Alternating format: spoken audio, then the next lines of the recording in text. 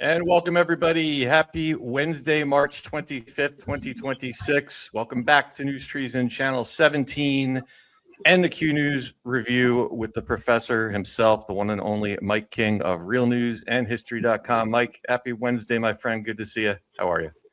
Good. I'm doing great. How you doing, Dave? Hello to all your listeners, viewers. Doing well. Thank you. I see you guys all piling in. Special shout out to everybody coming over from Space Shot Show. Shout out to everybody over on Pilled and X. Thank you guys all for being here each and every Wednesday. This is episode number 86 of the Q News Review with Mike King. And we got a lot to get through tonight. So let's just jump right into it. We're going to talk a little bit about the airport, the ongoing airport situation. Mike's got something that he's bringing to me tonight that's actually something I haven't had a chance to dive into yet very much. So I'll be very interested to hear about that. We're going to dive in a little bit more into the entire Israel and Iran situation. And of course, we'll finish up with some history going back to the maybe great, maybe not so great FDR, Pearl Harbor situation. So as always, a lot to get through tonight. But Mike, it's interesting. We were just talking last week, kind of spitballing on how this entire Iran presentation, I guess we should call it, may play out.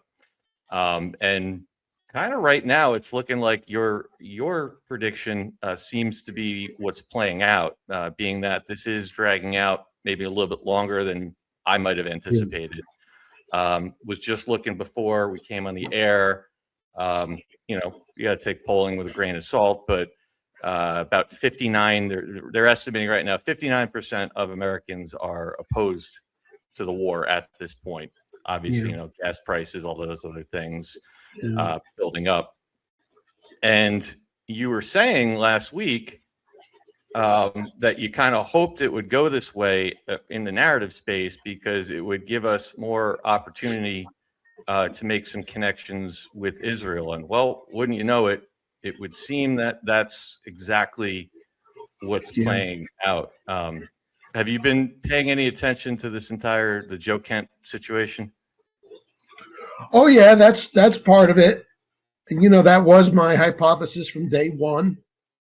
And I stressed it's a hypothesis. We have to let time elapse. But with every passing week, and I come on your show, it seems like we've moved more and more in that direction.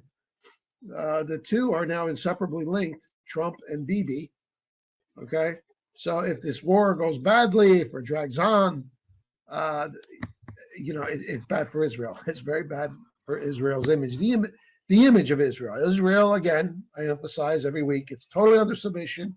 I believe Bibi was executed years ago, but you've got to kill the after stink of Israel in order to get to the real storm.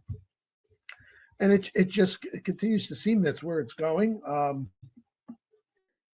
There's still a number of avenues they can go with this. One could be Trump wants to wrap it up and get out of there, and then Bibi does something reckless, drags us back in, right?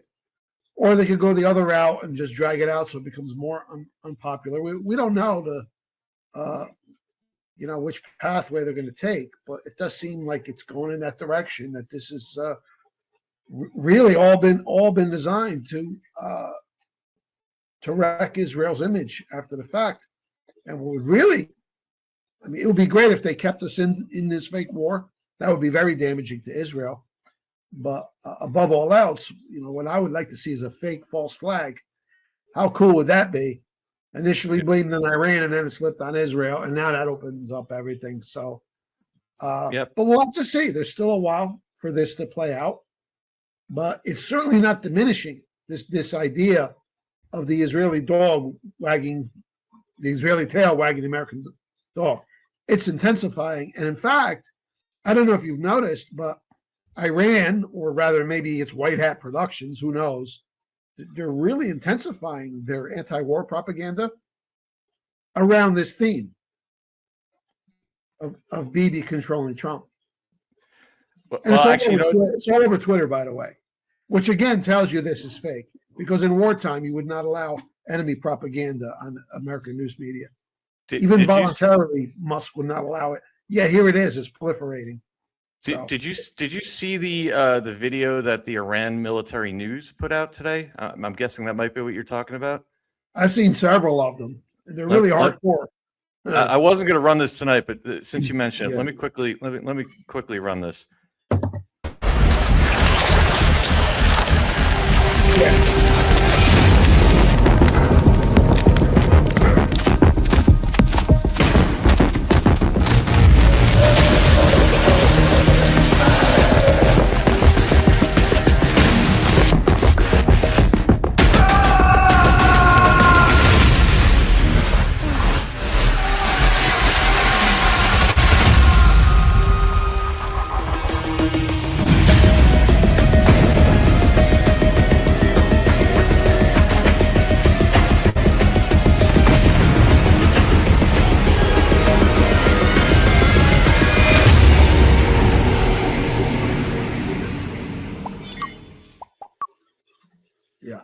Some intense stuff right there. Just so you guys can see the sauce, this is the actual post right here that was put up. May God's vengeance for Gaza's children. Epstein Island and Mid-Av School rest in Iran's mighty hands. So, yeah, that's the kind of stuff that's being put out right now.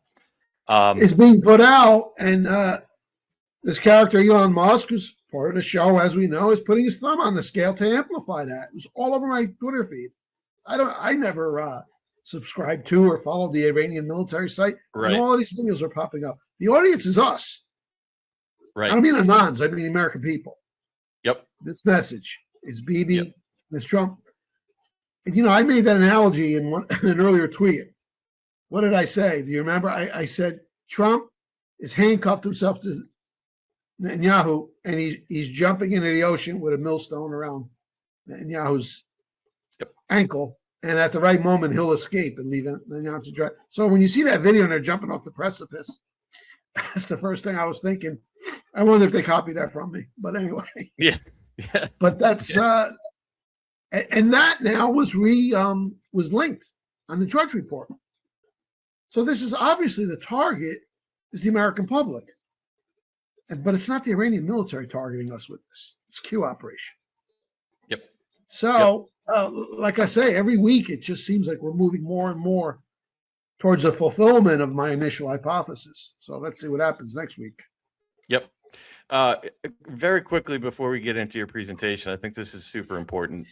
Last week, I think it was last week, we talked a little bit. I did a little presentation on the patterns of narrative deployment, narrative seeding, kind of how things make it from rumor to social media out to the normal influencers. They get amplified, then it makes it into Fox News and the other mainstream. Speaking of the Joe Kent situation, I want to talk very quickly about what we refer to as the cross-pollination of narratives, right? We know everything we're seeing right now is a giant spider web, whether it's Epstein, whether it's this Iran situation, there's overlap in everything. And the Joe Kent situation, in my humble opinion, is a perfect example of that. Funny thing, Mike, by the way, lots of love your way from Dallas. Had a lot of people asking for you down there. It was a great event. Yeah. I don't know if you know this, but we had originally had General Flynn signed on to be one of the keynote speaker at the event. There's contracts and stuff that go with that. And about 2 weeks before the event, he had to cancel. And, unfortunate, we still had a fantastic event. I don't think anyone actually even canceled their tickets because of that. But it would have been cool to have him there, but it didn't work out. And we're trying to say to ourselves, it's certainly not because it's a Q event, because he had 6 months to figure that out. Like, it wasn't like he just decided he wanted to be around us. There was something else going on, clearly, that he had to attend to. And sure enough, we come to find out, where he was during the same weekend? He was at an event with Candace Owens and Joe Kent. Oh, so interesting. Yeah. Ain't that interesting, right? And who is all over the news? I mean, this dude, I have, obviously, we're not going to go through them tonight. We'll probably get to them later in the week. I have 12 different clips of Joe Kent. I mean, you name the podcast, that's where he's been, all over the place. But now they're connecting two narratives, and this is what I find fascinating. So I just want to quickly go through this. First of all, let's look at who Joe Kent is, right? Yeah. Born 1980, CIA officer, Army veteran, politician. He served in the Army Special Forces. He was a Green Beret. Multiple combat deployments, primarily in Iraq, known for counterterrorism and intelligence-related missions, rose to the rank of Chief Warrant Officer. After the military, he worked for the CIA, focused on counterterrorism operations. His wife, as we certainly know, was unfortunately killed in Syria in 2019. And when he was in the CIA, he was under the Directorate of Operations, which is a branch responsible for human intelligence, right? Which means running sources, covert sources, right? So there's a lot of psychology, right? That's not considered a PSYOP group, but there is a ton of psychological training that goes into anybody that is running human asset. My point is, this is exactly the kind of guy that you would pluck out to be running some kind of PSYOP to bring attention to the situation in Israel. And as you guys know, we showed this the other day. On the left side was Donald Trump highlighting Joe Kent back in 2020, talking about we need to wipe out Iran's ballistic capability. He was calling out that screenshot on the right. Again, I'm not going to play the clip. We already did it on our previous show. Was him in August of 2024 railing on about how we have to do something about Iran and their proxies, right?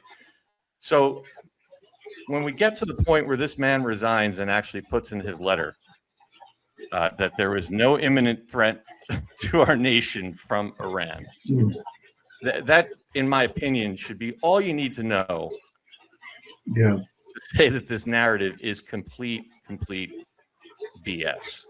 So then the question becomes why? Well, he immediately starts making the circuit. I believe it was the next day.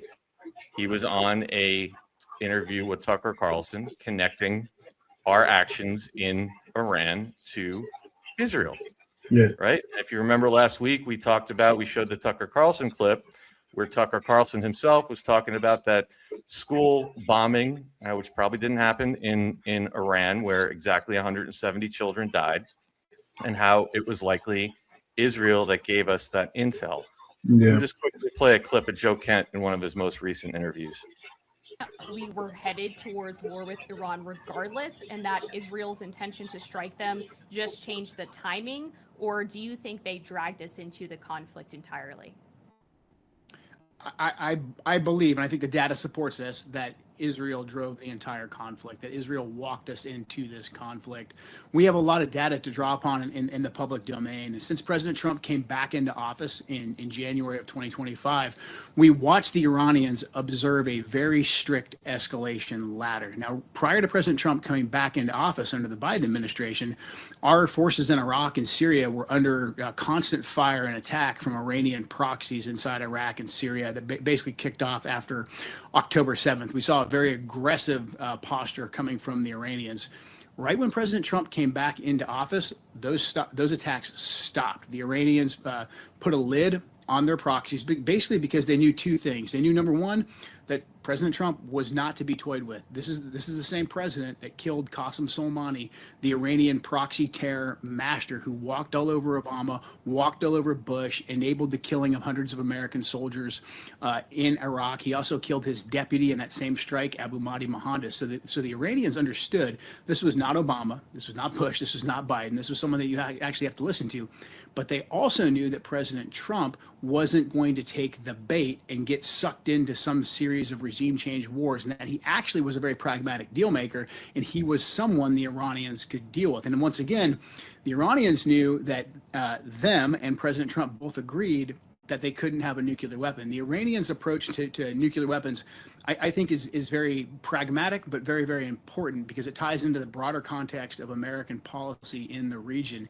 The Iranians knew that if they said, hey, we're going to get rid of all of our ability to enrich uranium, or all of our ability to potentially make a nuclear weapon, that they more than likely would meet a similar fate that Gaddafi and Libya met, because Gaddafi did the same thing. He said, hey, I'm going to give up all my nuclear weapons. Fast forward a couple of years, and next thing you know, he's getting regime changed and executed by his own people. They also knew that if they said, hey, we're going to sprint towards getting a nuclear weapon, or even like be coy about having a nuclear weapon, that they might meet the same fate as Saddam Hussein. So what the Iranians said was, hey, we're going to have the ability to enrich uranium to a certain percentage, but we're not going to make a nuclear weapon. And this prohibition had held since 2004. Again, this gave a great opportunity for President Trump and the Iranians to get to the negotiating table. Even when the 12-day war kicked off in June, the Iranians did not attack us. They didn't want us drawn into the conflict. They realized this was mostly the Israelis attempting to draw us into the conflict. So they didn't attack us. Then after Midnight Hammer, the Iranians only struck back in a very limited way. They shot back the same number of missiles as we dropped bombs on their nuclear facilities, and they shot them at basically a relatively empty quadrant of one of our bases in Qatar. So there it is. I could play 20 of those. That's the narrative. And he also was talking about as you know, I'm sure, Erica Kirk and the fake Butler assassination. So he's giving clues that that's where that's going as well. Right. So this is an anti-Israel op. Dave, let me shut this fountain off. It might be a little distracting. I've got go ahead. Over here. No problem.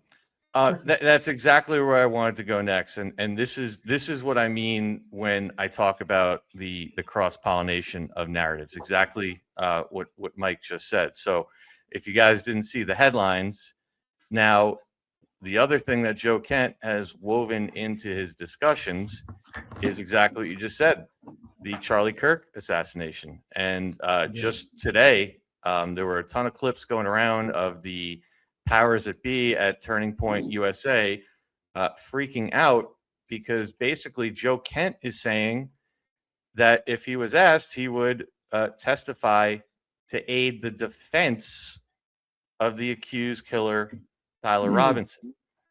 And what he's been saying is that, and again, I'm not going to play the clip tonight for time's sake, but he went on with Mark Levin and basically said he knows, he has things he can't talk about, that there was elements that were completely ignored by the FBI. And this is just very quickly the summary that I put up today.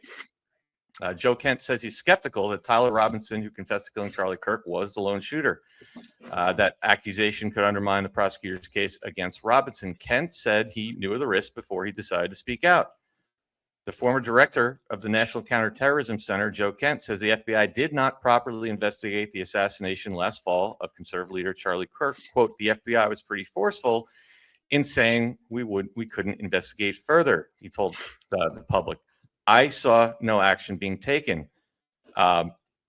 Robinson confessed to killing Kirk in a text message and a note to his trans-identified romantic partner. His defense team may now be able to use Kent's allegations that the government is suppressing evidence and did not do a proper investigation to their advantage. Kent said he knew that he might be called as a witness before he made his statements, and that a foreign nexus may have been involved in Kirk's assassination. I was definitely warned of that over and over again, said Kent. If I end up having to play that role, then I'll do it. It's not something I'm seeking. When pressed, this testimony could help the Tyler Robinson defense, Kent said, then honestly, so be it. If it gets us to the truth, that's obviously a risk I'm taking. And that's my commentary at the bottom. I said, gee, I wonder who that foreign nexus might be. Yeah. So I wanted to just quickly show that because we were discussing this on Rambo's show earlier. And quite honestly, I know it's not the case with the people in this audience here. But you will see, if you were to go on X, there is, I believe it's being done just to draw attention to this stuff. There's a lot of accusations being thrown around right now at Tucker Carlson, at Candace Owens, at General Flynn for being at an event with Candace Owens. which in the wrong hands, people will take it as, some people are taking it as Flynn and Carlson and others acting as the narrative is they're being bad actors, and undermining MAGA. But Mike, Yeah. how many times have we seen this playbook before? How many Yeah. times have we seen this playbook before? Yeah. Every time somebody is posting about this, I will repeat the same thing we say all the time. Controversy breeds conversation, and that's exactly what you're seeing right now. And to in my opinion, to see a guy like this who probably knows more than anybody, save for a few people, about the dangers of Iran and the situation with Israel and all the other things that we're talking about, coming out and just being everywhere right now, and now cross-pollinating it, as we say, with the Charlie Kirk thing. And we've always been speculating on the direction that's heading in.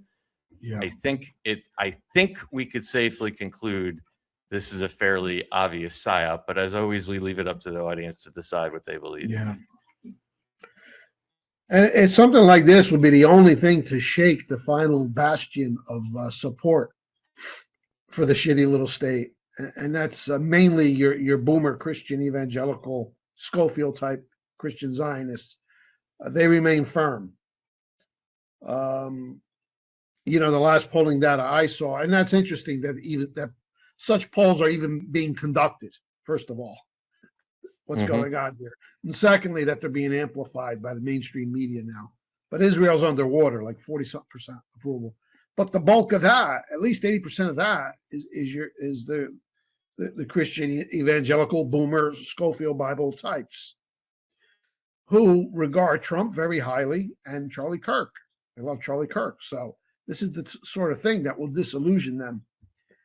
And then Israel's got nothing left, and then we could really get to the good stuff. And that's all necessary preparation if we are to ultimately, we're going to talk about this a little bit later on, get to 9/11 truth. Okay. Yep, exactly right. So I like where this is going. It just seems to be more and more progress each week, getting us to the point where this character, Bibi Netanyahu, does something really, really outrageous. Yep. So, yep. I know for people it's slow and it's painful, but for the Epstein files to truly have the impact that they need to, right, beyond just the horrors of children underage and all the things that go on there, you need to first demonstrate to people that there is this level of control that we all know from the state of Israel, right? That's exactly what they're doing right now. They're using the Tuckers and the Candaces and everyone else to say the things that Trump and his circle can't. And it's exactly what we've seen with Marjorie Taylor Greene, Joe Kent. As I said earlier, my prediction, I bet you're going to see other people that are going to break ranks with Trump's administration, because those are the voices that'll carry the most weight. Everybody's listening to this guy right now, and there's no way to avoid at least the question of, hey, maybe there's more to this. Maybe it's not us calling the shots. Then when you get to the Epstein files, that's the why. That's the why they have the control to that level. So to me, they go hand in hand. And I agree with you. They're as we've said a million times, they're keeping this Erica Kirk, Charlie Kirk thing alive and connecting it to Israel. In fact, again, he's said it in other clips. I'm not going to play them tonight, but he specifically mentioned Israel with regards to that, and that's how you get people to start thinking about that. So, to me, it's uncomfortable. It's confusing for many people. It causes a lot of arguments and battles on Twitter. But like I said, Mike, I don't personally care if there's a month that goes by where it looks like MAGA is splitting and people are breaking ranks with Trump, because that's not how the military looks at it. They're looking at it 3 months from now, 6 months from now, and they know they're going to weave things back onto the road. So let the people argue it out, because it doesn't matter what it looks like today. It matters what it looks like in a few months from now. That's right. Exactly right. Well, let's jump into the first piece because obviously everyone has been inundated Hmm. with airport news. I was mentioning Mike the other day. It was hilarious when we went through DFW on our way back from the event. We walked in 6:30 a.m. on a Monday morning, which is one of the busiest travel times for business travelers. There was a 12-minute wait at the TSA pre-check line and a 5-minute wait at the regular line, and there was a camera crew sitting there. The guy was Yeah. like half asleep, just waiting to like get his Yeah. money shot. And I've been doing this constantly. This is as of 6 p.m. today, just to give people an idea. These are the top 20 airports and the current wait times. Take a look for yourselves. 15 minutes, 10 minutes, 10 minutes, 15, 20, 20, 15, 20, 10, 10, 20, 20, 20. Even at LaGuardia Airport, which we're about to talk about, which is notorious even on a good day for having long lines, 20,